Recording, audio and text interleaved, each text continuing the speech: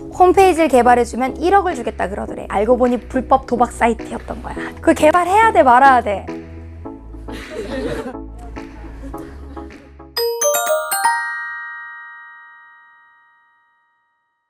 야, 나는 네가 같은 서울대 다니는 친구 중에서도 진짜 유능하고 정말 뭐라 그러지? 몇 손가락 안에 드는 인재라고 생각한다? 그리고 네가 앞으로 이 사회에 기여하거나 이 사회에 창출할 부가 수백억, 수천억 정도는 될 것 같아. 근데 네가 2억 때문에 인생의 가장 중요한 시기에 그런 불법적인 선택을 하고 보면 나중에 네가 되돌리고 싶어도 못할 것 같거든. 그리고 그렇게 불법적으로 번 돈은 앞으로 네가 버는 모든 돈의 방향성을 다 틀어버릴 것 같아. 난 네가 그거 안 했으면 좋겠어. 맹자가 그랬어. 결리사의라고. 돈이 벌릴 때 그게 과연 의로운 돈인지 생각해보라고. 야, 너의 가치가 몇 조 원인데 너 그 2억에 양심을 팔래? 내가 그랬다? 그랬더니 아 친구야 고맙다. 내가 잘못된 선택을 할 뻔했는데 너 때문에 거절할 수 있게 됐어 하고 딱 거절하고 나서 지금까지 나를 원망하고 있어. 그때 네가 결리사에만 얘기 안 했어도 자기 그냥 한몫 건졌다면서. 근데 너희는 어떻게 생각할지 모르지만 내가 그 친구한테 조언했던 건 진짜 진심이었거든. 왜냐면 사람이 어떤 재능이 있고 남들보다 많은 걸 가지고 있을 때는 그 사람이 뭔가 우리 사회에 선하게 기여해야 된다고 나는 생각을 해. 근데 걔가 그거를 만약에 악한 방식으로 사용하고 악한 방식의 대가를 받잖아?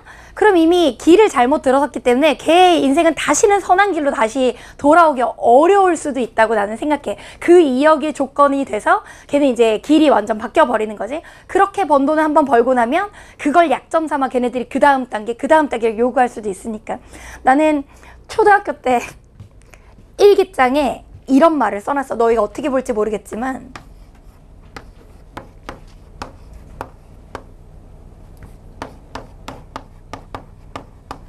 나의 초등학교 때 물가를 생각해보면 너희가 아마 여러 생각이 들 거야. 80년대야.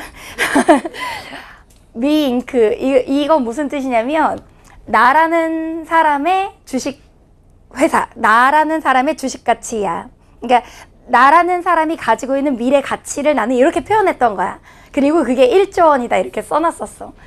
초등학교 1학년이 정말 귀엽지? 그때 나는 무슨 생각을 했냐면 초등학교 1학년의 일기장, 내가 그 일기장을 버리지 않고 있으니까 언젠가는 유튜브에 그 다이어리 공개를 할게.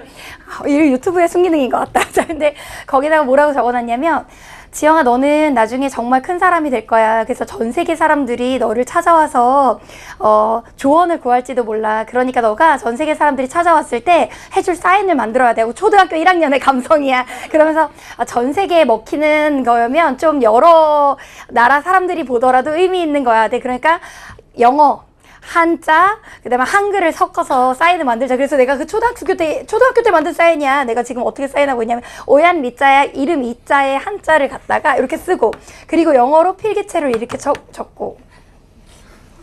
초등학생이니까 영어 필기체가 더 멋있는 줄 알았어. 그리고 그 사인 받아가는 사람이 되게 중요한 날일 거라고 생각해서 그날 날짜를 쓰고, 그리고 그 사람에게 메시지를 적어준다면서 내가 이제 너의 지영이라고 써줘야겠다. 이렇게 초등학교 때 만든 사인을 내가 지금까지 쓰고 있는 거야. 그때 초등학생 이지영이 뭐라고 생각했냐면 사람은 자기 미래에 어떤 가치를 부여하고 어떤 희망을 갖느냐에 따라 그 사람의 크기가 달라진다는 생각을 내가 그때 써놨어. 그래서 내가 앞으로 이런 일을 할 것이다 라고 스스로에게 일종의 주문을 걸면 그 글은 힘이 있다고 생각해.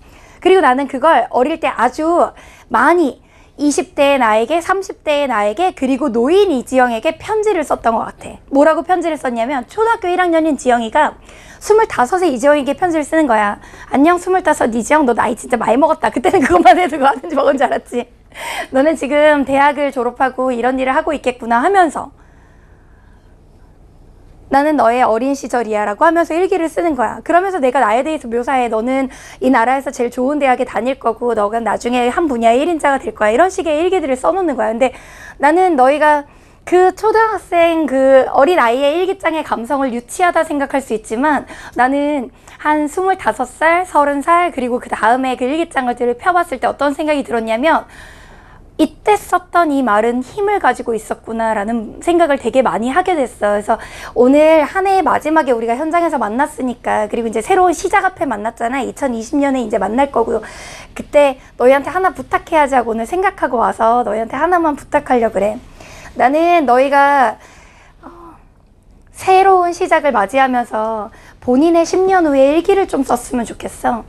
본인의 10년 후에 대해서 너는 이런 것들을 이룰 거고 이런 것들을 해나가고 있으며 이런 목표를 가지고 있고 앞으로 이렇게 살아나갈 거야 라고 자기에게 좀 일종의 말에는 힘이 있고 글에는 더 강한 힘이 있으니까 일종의 주문을 외웠으면 좋겠어. 그리고 10년 후 그 일기장을 다시 펴보면서 뭐야 이때 썼던 말이 진짜 이루어졌잖아 라고 확인하는 그런 시간들이 됐으면 좋겠거든. 그리고 내가 너희한테 얘기하는 건 그냥 나 혼자만의 생각이 아니라 실제로 내가 젊은 사업가들이나 정말 한 분야에서 획을 그은 사람들을 만날 일이 있을 때마다 현재 본인을 지금의 자리에 있게 해준 가장 큰 이유가 뭔 것 같아요? 의 대답을 내가 되게 많이 물어봤어. 근데 물론 여러 대답이 있었어. 하나로 획일화된 대답이 있었던 건 아니야. 어떤 사람은 독서라고 대답을 했고 자기는 책을 읽으면서 그것이 자기를 이 자리에 있게 한 것 같다. 어떤 사람은 뭐라고 했냐면 일기 쓰는 습관이라고 대답을 해.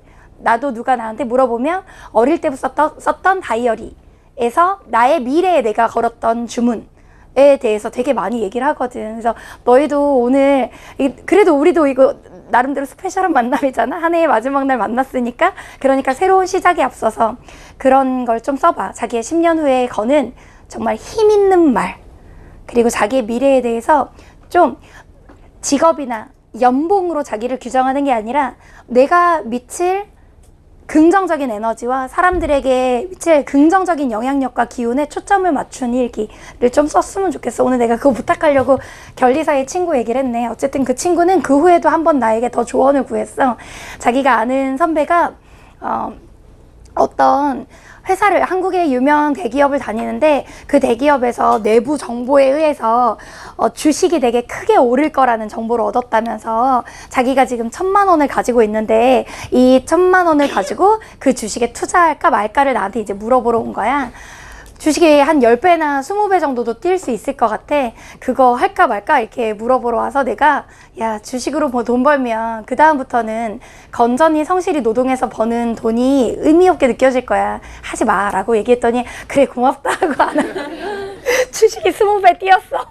자, 어쨌든 결리 사이 이것은 뭐냐면